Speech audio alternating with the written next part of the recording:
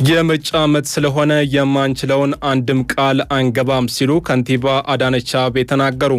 ከንቲባዋ ይህን ያሉት አስተዳደራቸው የ2018 በጀት ዓመት የ6 ወራት አፈጻጸም ግምገማ ላይ ባደረጉት የማጠቃለያ ንግግር ነው። ከንቲባ አዳነች የምርጫ ዓመት ስለሆነ የማንችለውን ቃል አንገባም፣ የሰራኑ ህዝባችን በሚገባ ስላየውና እየተጠቀመበት ስለሆነ ካቀርነው ውጪ አዳዲስ ጫናዎችን አንፈጥርም ብለዋል።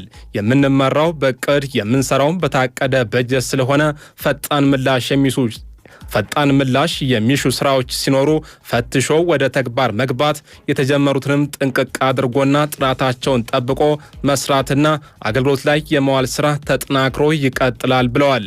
በተሰሩት ስራዎች መኩራራቱ ወደ ኋላ ይጎትታል ያሉት ወይዘሮ አዳነች እርካታ መዘንጋት የብልጽግና አመራር ባህሪ አይደለም፣ ህዝቡ የሚጠብቀውና እኛም ያለብንን ኃላፊነት መወጣት ይገባል ሲሉም አሳስበዋል።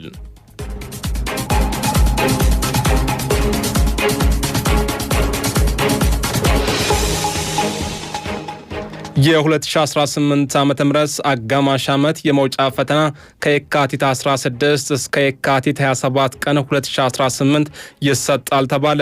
የቅድመ ምረቃ ፕሮግራም የመውጫ ፈተና ከየካቲት 16 ቀን 2018 ዓመተ ምህረት ጀምሮ እንደሚሰጥ ትምህርት ሚኒስቴር ትላንት ጥር 19 ቀን 2018 ዓመተ ምህረት ለከፍተኛ ትምህርት ተቋማት በላከው መረጃ ገልጿል።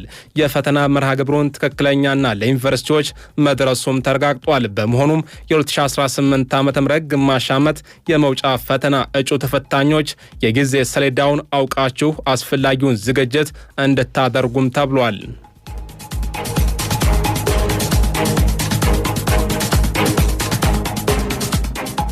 ቀጥናል። የተከበራችሁ አድማጮቻችን ኢትዮ አመሻሻችን እያደመጣችሁ ትገኛላችሁ። አሁን ደግሞ ከባህር ማዶ ወዳገኘነው መረጃ እናልፋለን። በኬንያ ለረጅም ጊዜ የቆየው ድርቅ በሚሊዮን የሚቆጠሩ ሰዎችን ለችግር አጋልጧል ተባለ። በድርቅ የተመታው በሰሜን ምስራቅ ኬንያ የሚገኙ ነዋሪዎች የሞቱ ከብቶቻቸውን ወደ ሩቅ ሜዳዎች እየጎተቱ ለማቃጠል ተገደዋል የተባለው በኢትዮጵያና በሶማሊላንድ ድንበር የምትገኘውን የማንዴራ ግዛት ባለፈው ዓመት ግንቦት ወር ጀምሮ ምንም አይነት ዝናብ አላገኘችም።